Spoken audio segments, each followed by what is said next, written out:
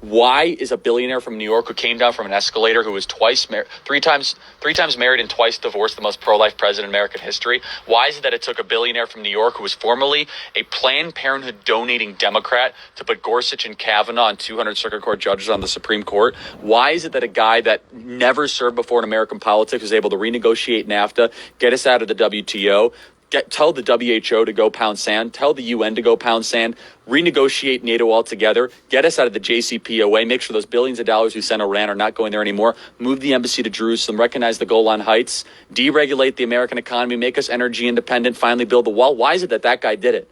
It's because every single other person that preceded him besides President Reagan was part of the problem. They were part of the very same community of people that were Ivy League educated, said one thing and did another, were part of the ruling class that protected the agency, protected the Bureau, protected the DOJ. And as long as you said the right things and kept the deficits going, raised the taxes, deteriorated the industrial base, boosted Wall Street profits, kept the borders wide open so that we could have foreign nationals domiciling in our country that do not share our values, eventually get benefits, their kids can vote against our own values, then things will be just fine. Why is it that this guy is different? It's because unlike any other president, he could have been in the ruling class. He said no thanks.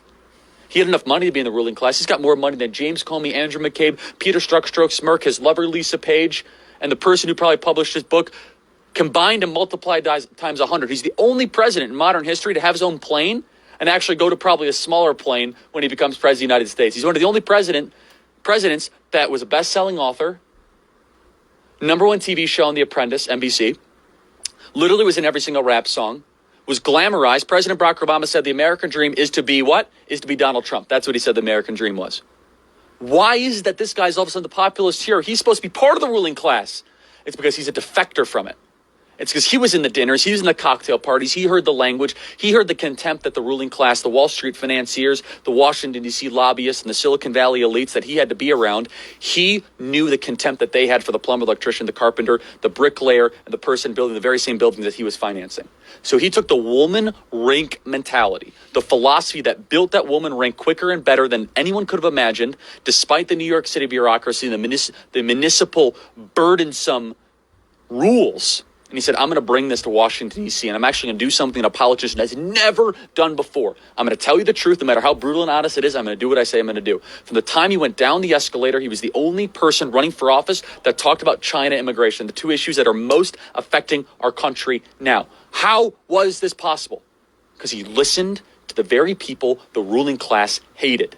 He would walk a job site and he would ask him, what's on your mind? He says, man, I'm really worried that we're getting taken over by China. I'm really worried that we're getting too many people in this country. I'm worried I can't pay for healthcare. He internalized it. That's what a populist is someone who listens to the people. So what makes President Trump different? This is a president who didn't need his job. He's the only president in American history who's going to be poorer after becoming president than before. He's not going to sign a book deal big enough to possibly make up for the gains. His son, investigated by every single authority imaginable, from Bob Mueller to the House Intelligence Committee to Adam Schiff to the Federal Bureau of Investigation, after being set up for that very same meeting. His businesses audited and currently under criminal investigation by the New York Attorney General for no reason and no grounding for other. His other son, Eric Trump, his charity gets shut down for self-dealing despite no evidence at all. He just wants to give treatment to cancer kids, St. Jude's Hospital. His 11-year-old son, under constant and daily attacks for just existing as a teenager or early, a 12 or 13-year-old in this society. How dare he live? He's the only person that would be more damaged materially, philosophically, and morally. Every other president ends up better on the back end. They end up being able to write their stoic journal and drama and being better respected. This guy is a vessel for us. A vessel for those of us that have nothing but resentment for the kingdom of Washington, D.C. The type of people that think everything is just perfectly fine because we just built a Hermes. Hermes is now in Reston, Virginia. Don't you know? Louis Vuitton's in Fairfax County, everybody. Things are great. Didn't you know that we literally have Dolce & Gabbana now in Georgetown? Things must be wonderful.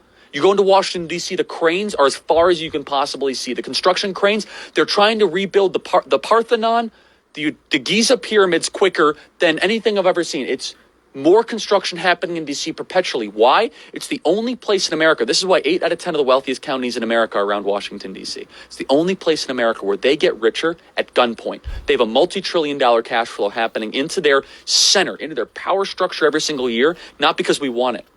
If Chicago and Minneapolis and Detroit, if people get rich there, they have to convince you to buy their products. Maybe it's manufacturing, maybe it's automobiles, maybe it's Best Buy, which is, of course, a Minneapolis company. But Washington, D.C. is different. They do it at gunpoint. This is why Trump is different, and that's why I wrote the book.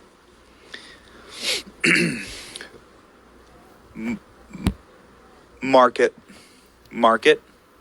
Ladies and gentlemen, you will not hear a better argument for the President of the United States than that 2.5 minutes right there. Cut it, mark it, drop it in. Are you a leftist? Are you communist? Are you Marxist? Are you super right wing?